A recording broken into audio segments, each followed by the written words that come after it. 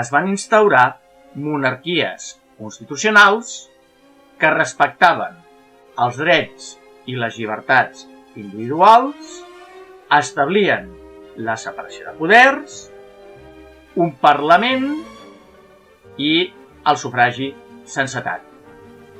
D'aquesta manera, la sobirania popular de Rousseau es convertia en sobirania nacional, ja que només es considerava ciutadans o membres de la nació aquells que posseïen cert nivell de riquesa, ingressos i o propietats, els quals podien exercir el sufragi o dret de vot. És el sufragi censatari masculí. Un sistema de dret de vot en el qual només podien votar els més rics, una minoria.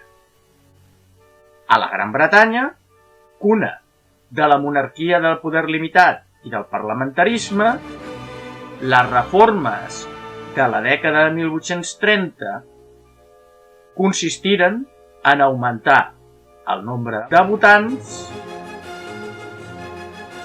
al reduir-se els requisits econòmics per votar. Però el sistema polític britànic va seguir amb el caràcter censatari del sufragi.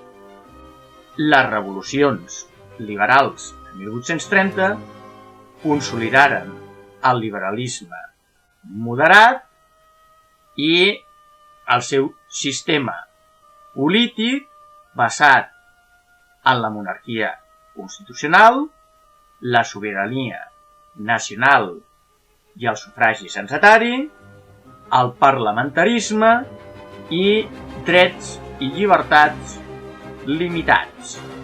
Doncs primava la defensa de l'ordre social i la propietat privada i el sufragi universal espantava els sectors més conservadors de la societat. Les revolucions de 1848 suposaren l'esclat dels ideals liberals de tipus democràtic vinculats al nacionalisme dels pobles sense estat i a l'incipient socialisme. Fou el triomf efímer del liberalisme revolucionari o democràtic.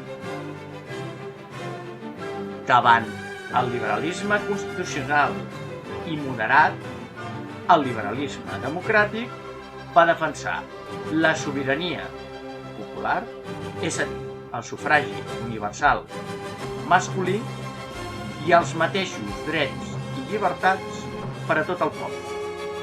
A més, va reclamar l'aplicació dels principis d'igualtat social i republicans, hereus de la Revolució Francesa i la seva fase més democràtica i social.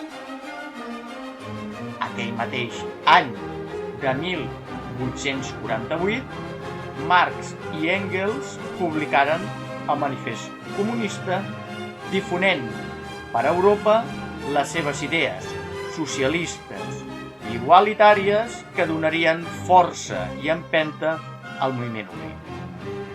I els pobles sense estat, dins dels grans imperis com l'austriac, uniren nacionalisme i liberalisme amb un gran moviment democràtic i nacional conegut com la Primavera dels Pobles, per deixar definitivament tocats l'antic règim i l'absolutisme.